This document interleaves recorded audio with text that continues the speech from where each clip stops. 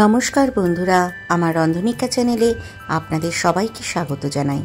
আজ নিয়ে এসেছি মোহনভোগের রেসিপি। সামনেই কৃষ্ণ জন্মাষ্টমী, তাই তার জন্য তো প্রস্তুতি শুরু হয়ে গেছে। আজকের রেসিপি শ্রীকৃষ্ণের প্রিয় ভোগ মোহনভোগ।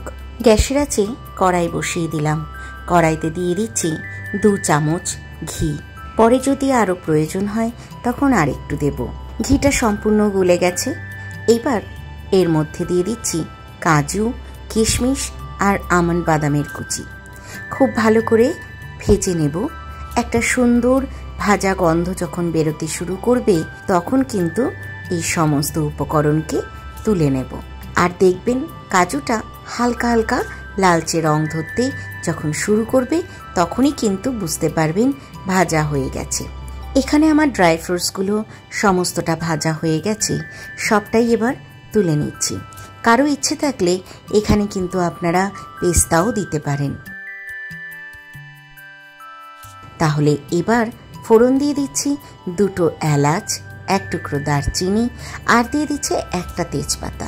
এই ফোড়নটা দেওয়ার পরে যখন সুন্দর গন্ধ বেরোবে তখন এতে দিয়ে দেব সুজি। আজ আমি করছি সুজির মোহনভোগ।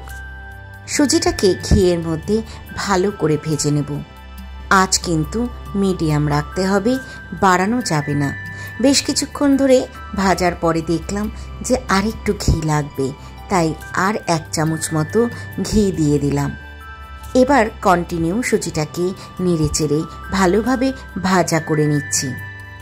সুজিটা একটা লালচে রং ধরতে শুরু করবে আর খুব সুন্দর যখন গন্ধ বেরোবে তখন এতে দিয়ে দিচ্ছি 1.5 গ্লাস মতো জল।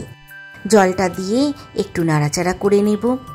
আর নাড়াচাড়া করতে করতেই দেখবেন সুজিটা কিন্তু আস্তে আস্তে নরম হয়ে আসবে। 2-3 মিনিটের জন্য হালকা আঁচে রেখে দিতে হবে। দেখবেন সুজিটা কিন্তু একদম নরম হয়ে গেছে।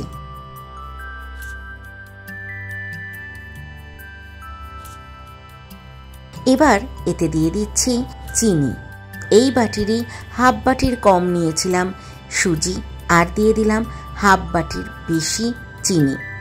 এবার দিয়ে দিচ্ছি হাফ বাটি মতো মিল্ক পাউডার। মিল্ক পাউডারটা সুজিতে দেওয়ার পরে সেটাও কিন্তু খুব ভালো করে মিশিয়ে নেব।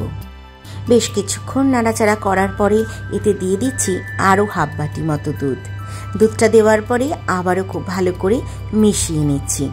মেশাতে মেশাতে দেখবেন সুজিটা কিন্তু আস্তে আস্তে ঘন হয়ে আসবে। যখন ঘন হতে শুরু করবে ঠিক সেই পর্যায়ে ভাজা কাজু, আমন্ড আর কিশমিশটা দিয়ে দিলাম। কিছুটা রেখে দিলাম গার্নিশিংয়ের জন্য।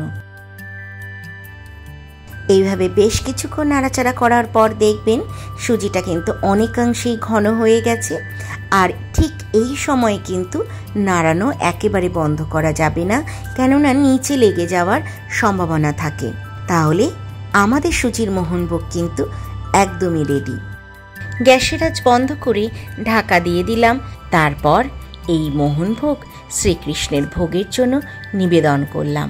সুজির মোহনভোগ আপনাদের কেমন লাগলো কমেন্টে জানাতে ভুলবেন না। নিশ্চয়ই ভালো লেগেছে, তাহলে লাইক, শেয়ার, সাবস্ক্রাইব করার অনুরোধ রইল।